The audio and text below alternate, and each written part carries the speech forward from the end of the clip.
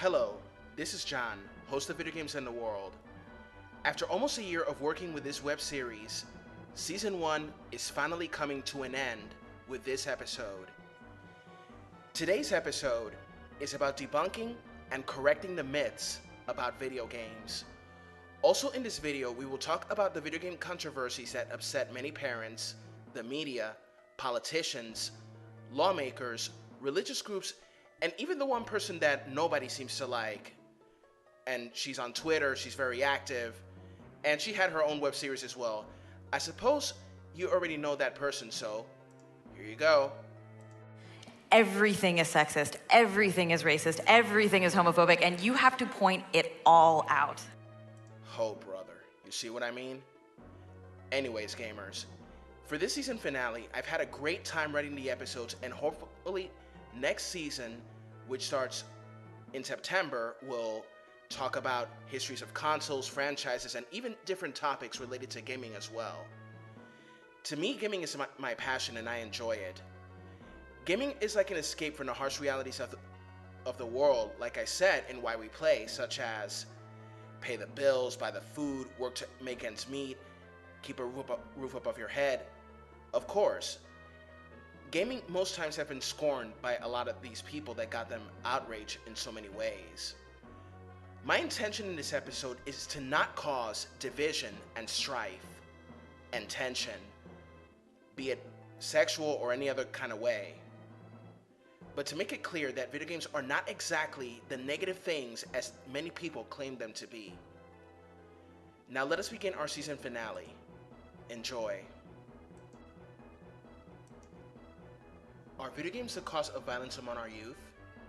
Many people will obviously say yes, but do they really cause all of this? The answer is no. Since 1993, months after the release of Mortal Kombat, the government tried to intervene in the gaming industry by giving it an ultimatum to create a rating board for video games depending on the level of violence or face intervention from the government. And so, the ESRB was created. But even after it was conceived, there were many situations where video games were blamed for random acts of violence among our youth. Violent video games have often been blamed for mass shootings such as Columbine in 1999, the Virginia Tech Massacre a decade ago, 5 years ago, Aurora during the premiere of The Dark Knight Rises, Sandy Hook, 4 years ago, the Navy Yard, and last year, the Pulse nightclub. But are video games really the source of all these mass shootings? No. Politicians would often say that violent video games would train young people to become serial killers, such as Hillary Clinton, Jay Rockefeller, and many more. But time and again, it has been proven that these games are not the whole reason of why youths would engage in such a violence. The problem is that most people do not have the time to try and find a rational explanation on what was the reason for all these random acts of violence, in which the majority of these shooters committed suicide after all these killings, because they had a fate far worse than death. At Columbine, Eric Harris and Dylan Klebold killed 13 people, teachers included. 24 more people were injured in the attack, and then the two took their own lives to most likely avoid a harsh time in prison. A former Florida attorney called Jack Thompson had pinned the blame for this incident on video games because the video games that they played were Doom and Quake. Eric Harris created a mod stage called the Harris Levels, and most of them resemble the hallways of Columbine in Colorado.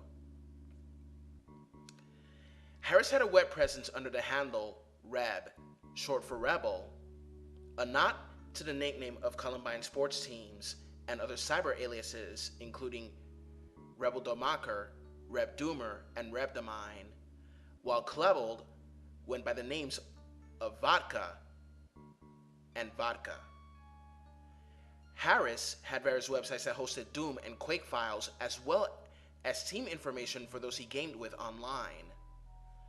The sites openly espouse hatred for the people of their neighborhood and the world in general. When the pair began experimenting with pipe bombs, they posted results of the explosions on the websites. The website was shut down by America Online after the shootings and was preserved for by the FBI. The reason for blaming video games is because one of the shooters say, "This is going to be like effing doom." Not only video games were blamed, but also singers like rapper Eminem and rock star Marilyn Manson. It was also said that bullying played a large role in the cause of the tragic shooting. It was also known that Eric Harris was on some medication, while Klebold's medical records were not known publicly. 8 years later, a mass shooting occurred at Virginia Tech University. The perpetrator was Sung-Hui Cho, a South Korean student from that university who killed 32 people and wounded 17 others with semi-automatic pistols. In that situation, video games were also blamed. A game that was blamed was Counter-Strike, which is an expansion of the video game Half-Life. However, there was no evidence that Cho played video games. The truth is, Cho was mentally ill and would spend his time criticizing rich kids, debauchery, and deceitful charlatans. And he blamed them all for all of this. Thompson's stance on video games and rap music had made him an enemy of gamers and lovers of rap music. Thompson believed that rap music should be banned because he felt that the lyrics promoted violence in the same manner as video games. But of course, even before Thompson, they wanted to ban rap music. An example is NWA, known for their hit protest song, F the Police. Because law enforcement officers, lawmakers, and people like Thompson believed that rap music promoted gang violence and also violence against law enforcement officers. But the truth is that their song was sending a message to people on how the police treated them with such hostility because of what they looked like and the paranoia that they were selling the product as said in the song. Jack Thompson was also well known for representing people who blame video games for random acts of violence, especially games like Grand Theft Auto 3, Vice City, San Andreas, and 4. Many people like Thompson believe that the Grand Theft Auto series of video games was a criminal simulation type of video game. Hillary Clinton believed that it taught people to kill prostitutes, but a lot of people who played Grand Theft Auto never committed such actions. Is GTA really that kind of simulation? No, it's not. Well, of course, in the game, players take the role of hitmen such as Claude, Tommy Vercetti, Carl Johnson, and Nico Bellic. But games like these do not turn kids and teenagers into violent people. What does turn a child or a teenager into a violent person is this: how bad his home life really is, and how bad his social life really is. Sometimes parents don't take the time to find out what is really going on with their child, if they're being bullied in school, in the street, or anywhere else. When Thompson got disbarred, many gamers were happy that it happened due to his stance on video games. But of course, there were others like Thompson, such as Jay Rockefeller, Leyland Yee, and Dianne Feinstein, who believe that video games played a role in massacres of Aurora and Sandy Hook. They wanted to study violent video games, but studies have shown that there is no link between violence and video games, and it did not cause kids to go on a killing spree. Video games that were blamed for Sandy Hook were Mass Effect, Mortal Kombat, Metal Gear Solid, and Dynasty Warriors, a game that never had guns in it and was set in feudal China. Mortal Kombat barely had guns, except that Stryker, who was a police officer, had guns. Some people would ask if he pretended that he was Shepard, Curtis Stryker, Solid Snake, and Lu Bu all in one. And that, my friends, is highly doubtful. Known news outlets also that blame video games were mostly Fox News, CBS, NBC News, and even CNN.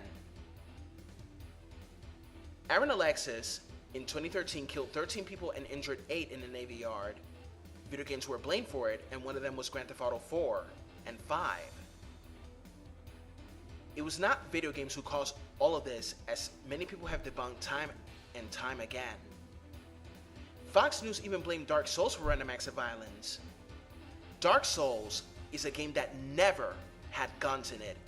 It's only swords, sorcery, bows and arrows, and many more. But never guns.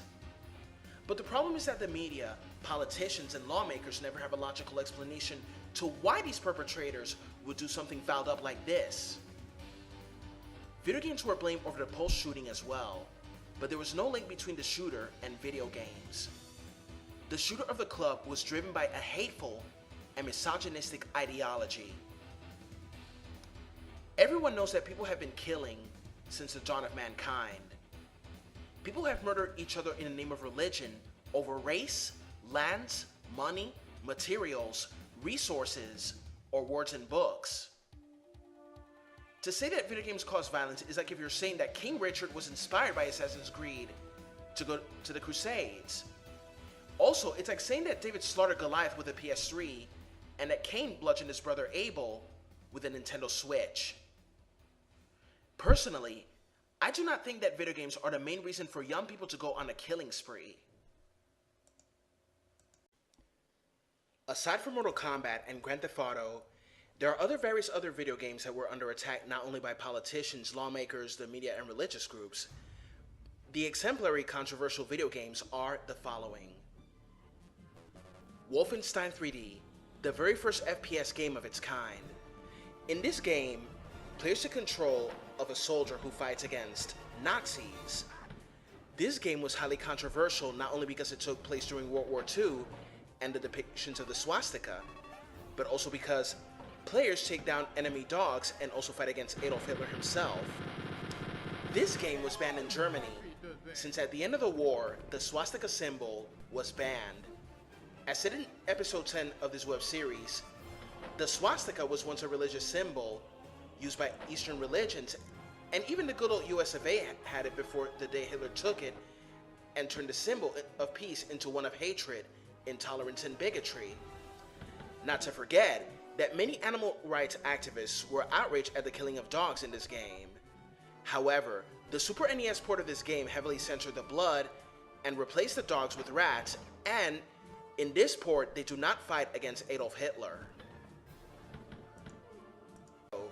3D Realms had developed and published the hit first-person shooter game, Duke Nukem 3D. The game was a huge success, but at the same time, the game was extremely controversial due to nudity, extreme violence, cursing, and drug use. When players arrived at the strip club in the second stage, they would tip the strippers to show them their breasts. Now, this is something that Anita Sarkeesian herself would whine and complain about and labeling it as systemized sexuality. As said in episode 8, in such games, prostitutes and strippers are coded because they existed, do exist, and shall exist for the foreseeable future. And of course, most video games try to emulate real life, but we all know that it's fictional. Truth be told, this game satirizes action heroes and movies. Duke is like Arnold Schwarzenegger and Sylvester Stallone combined. Duke Nukem was thought to promote drug use due to Duke taking steroids to increase speed, strength, and stamina, which of course, in real life, steroids do that. But steroids have negative side effects for too much consumption, such as baldness, impotence, cancer, liver damage, etc. The N64 version of the game took out the strippers and the steroids as part of Nintendo's censorship policy. The steroids in that port were named Vitamin X. Doom was largely controversial due to extreme graphic violence, and religious groups attacked it for some satanic imagery. A lot of these people called Doom a mass murdering simulator. In this game, you take control of a space marine fighting demons and enemy soldiers. But what made Doom even more controversial was the shooting at Columbine 18 years ago, and this was due to the Harris levels, in which Eric Harris and Dylan Klebold were fans of the game. The Dead or Alive series is a fighting game developed by Tecmo, and it's one of the most popular fighting games next to Street Fighter, Mortal Kombat, Soul Calibur, and many more. Now, while the game doesn't have enough blood violence unlike Mortal Kombat and other games, the game series and its spin-off is very popular. The spin-off is called Extreme Beach Volleyball, and both the main series and the spin-off sparked some controversy. And it was because of the women like Kasumi, Ayane, Helena Douglas, and others having extremely large bust size. Of course, many gamers, be they female or male, didn't seem to mind about that. The fighting game is still very popular, but when it comes to the women, certain people lose their minds because of the sexualization of women in Dead or Alive and also Extreme Beach 3. Many gamers wondered why the cancellation of the localization of Dead or Alive Extreme Beach Volleyball. And a lot of them were so angry about it. Of course, they suspected that the culprits were people like Anita Sarkeesian and Zoe Quinn. So many gamers were greatly annoyed on how they would take minor things as an offense, like all the Anitas and the Zoes out there. I really don't care how men and women are designed. I just enjoy playing games, but look, when it comes to sexualization, there are so many male characters that are sexualized, but the problem is that Anita and Zoe only focus on the women being sexualized. It's not okay for a woman to be sexualized according to Anita and Zoe, but if a man is sexualized, they have no objections. And it's quite hypocritical of them to think like that. My advice will be telling them this: it's Anita and Zoe, it's their game, and let them design it however they want it to be designed. Whether they listen to reason or not, it's up to them. Resident Evil is one of the most popular franchises in video games. It was very controversial due to extreme violence and gore. In titles like the first game, 0, 2, 3, Code Veronica, and other games, there was a warning that would say, this game contains scenes of explicit violence and gore, which was a warning on how bloody the game really was. A Resident Evil game that sparked controversy since its announcement was Resident Evil 5. Why? Because it took place in Africa, and for that it was accused of racism.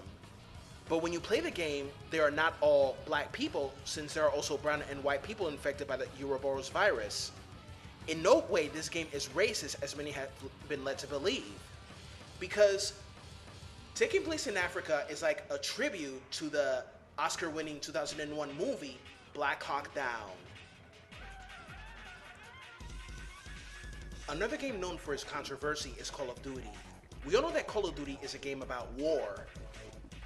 The first Call of Duties were about World War II, then Modern Warfare shifted to modern day war in actuality. However, Call of Duty Modern Warfare 2 had a great level of controversy. The mission, No Russian, the player controls a CIA operative, Joseph Allen, who participates in a mass shooting at a Moscow airport to gain the trust of a Russian terrorist group led by the main antagonist, Vladimir Makarov. It begins with the player exiting from the elevator with other 4 gunmen, who proceed to open fire on a large group of civilians at a security checkpoint. The player then accompanies a gunman as they assault the airport, killing civilians. The level is very graphic, as screams can be heard throughout, and the injured crawl away, leaving blood trails. The player is never forced to partake in the massacre, and may instead let their comrades kill the civilians. The only legitimate targets are lightly armed security personnel with an airport terminal, and a group of more heavily armed FSB members who are deployed on the tarmac. If the player does not feel comfortable doing the level, they are allowed to skip to the next level with no penalties. A warning before the campaign also notifies players that there's disturbing material, at which point they can either elect to go ahead with the mission anyway or skip it. However, there was also allegations of homophobic content. In October 2009, Infinity Ward posted a video titled "Fight Against Grenade Spam" on YouTube. In the video, professional basketball player Colt Hamels delivers a PSA that advocates against the use of grenade spam. However, Fight Against Grenade Spam was the acronym FAGS, which is a pejorative term against gay people. However, this video was remarked by Robert Bowling that it was intended to be a social commentary joke. He understood why people found it offensive and removed the video from YouTube. Talk about being PC, anyone? So what I have to comment about these controversies is that, look, a lot of people think that video games are bad for you. Well, to quote Shigeru Miyamoto, the same thing they said about rock and roll. And also, I gotta add to it that the same thing they said about Kiss. For example, when Kiss was very, very popular, a lot of ultra-conservative religious groups were so outraged by Kiss that they thought that their songs, disco-themed in nature, were devil worship. But they were not worshippers of the devil. And they thought that KISS was an acronym for Knights in Satan's Service. But the real acronym of KISS is this: keep it simple, stupid. That's what it meant. However, when it comes to video games being violent and saying that they teach people how to kill other people, it's like if you're saying that Call of Duty turns you into a soldier. No. To become a soldier, you have to join the military. To fight crime, you have to become a cop. Because you can't take justice into your own hands. You might end up in jail because of that. Like the old saying says, no good deed goes unpunished in a certain way. Of course, we all know that the job of the police is hard and extremely dangerous because police officers day after day after day put their lives on the line. But of course, with recent events, a lot of them don't get enough appreciation. It's also like saying that the video game trauma center under the knife will turn me into a surgeon. No. Besides, in order to be a surgeon, you have to study in college to be a surgeon, like mammograms, the human body, etc. That's how you become a surgeon. Besides, video games do not cause violence. What causes a person to become violent is when that person doesn't have a very pleasant background. They come from a very broken neighborhood plagued by drugs, crime, and violence, lack of education, the fact that they are poor, and because of the whole corrupt system that causes them to go into that path. And also, what causes people to kill in a mass shooting is when parents ignore what is going on in their schools, whether they are being bullied by their peers or in the street, they're being harassed or anything like that. But of course, bullying in schools leads mostly to suicide or something worse than Columbine. What causes a teenager or a child to be violent is because of bullying, not a video game. Besides, there were a lot of studies and they have proved that video games do not cause violence. I'm sick and tired of all these angry politicians, religious groups, blaming video games for all the evils of the world and all the violence among our youth. Everybody knows that a lot of bad things are occurring in the neighborhood. Bad parenting causes people to become violent when they are not taught the best morals and the best values. You know what I'm saying? And besides, everybody knows that people have been messed up in killing since the dawn of man. So many people have killed each other over race, over religion, lands, money, resources, and so on. To quote Adam Sessler, there was a lot of violence before the release of Pong. And we all know that people have killed each other in the name of religion. The majority of times, people have killed and fought in the name of religion on this planet. Everybody knows that. So many people believe that people who play video games isolate themselves from the rest of the world. But that is just not true. These stereotypes of gamers are these. That gamers are just a bunch of people who sit in their mother's basement playing video games all day doing nothing and wasting their time. But that is just not true. Of course, there are some gamers who do play in their mother's basement, but it's not like they don't have any life whatsoever. There are so many gamers that make a living either as game developers or working other jobs, be it in an office, in a supermarket, in a restaurant, whatever. Gamers with jobs play games in their spare time at home after work. Because of course, video games, much like movies and comic books and TV shows and sports, are like an escapism from the harsh realities of the world. Gamers play together with friends and family, or play with their friends and other people online as well, and family members as well. When playing together and not on, people crack jokes, trash talk, and relax playing video games together. Of course, some jokes may go too far, be it playing together in one room or playing online. If you can't take the heat, get out of the kitchen. Another following myth is this, that girls don't play video games. Well, we all know that the majority of video game players are mostly men and boys. But honestly thought, video games are not just for men and boys. Women and girls can play too. When games become popular in the 1980s, video games like Q*bert, Arkanoid, Frogger, Bubble Bobble, and Dig Dug had no gender bias, and gaming wasn't relegated to boys or girls. As gaming became more sophisticated, however, titles began to skew more towards young males than females. Public perception of video games as an almost strictly boys' pastime still remains. The relative lack of popularity of even the most obvious effeminate titles support this notion. But does the fact that Metal Gear Solid vastly outsells Barbie titles on PlayStation mean that girls just don't play video games? Absolutely not. In fact, from January to August of 2008, females ages 18 to 45 came in second only to males of the same age group as the biggest spenders in the gaming industry. The Sims was a game that attracted many women and girls, since they can have their avatars get married and do a lot of other things.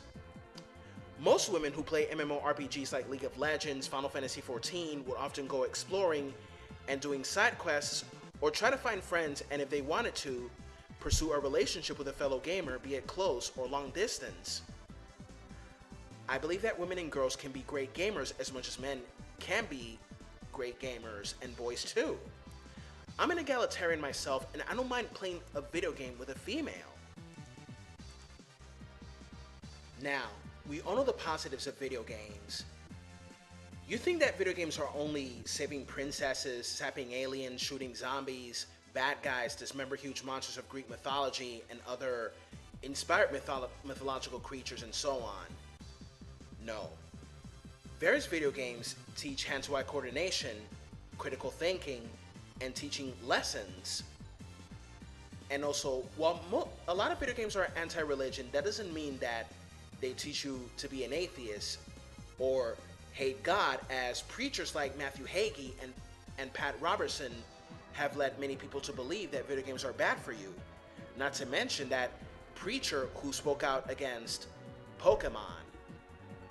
Besides, video games have fed 3 core needs, according to a book by Scott Rigby: competence, autonomy, and relatedness.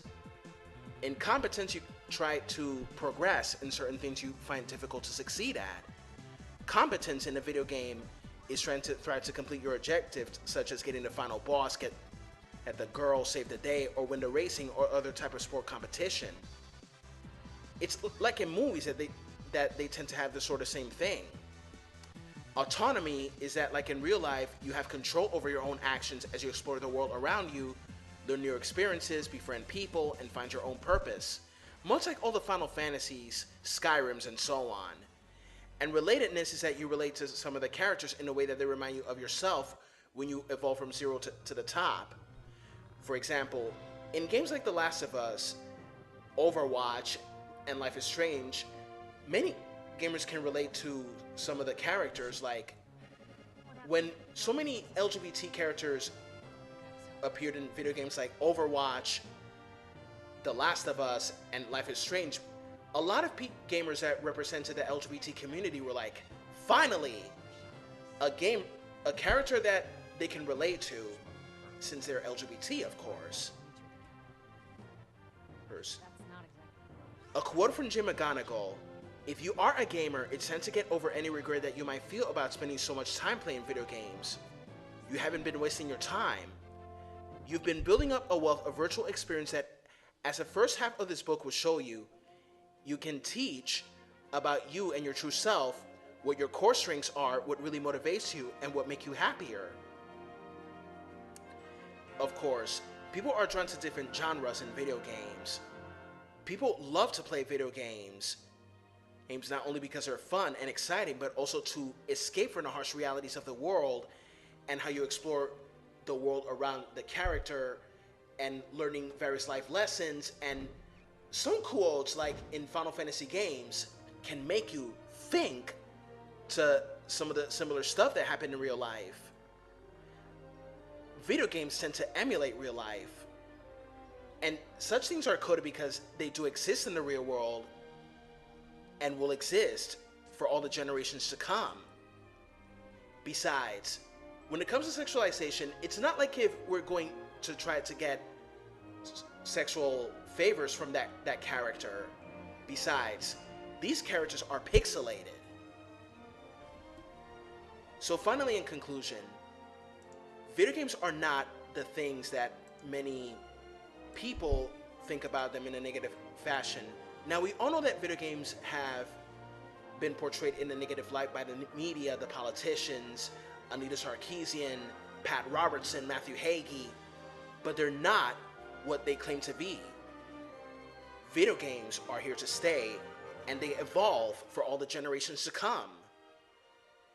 It has been giving me a great pleasure for this whole season of Video Games in the World.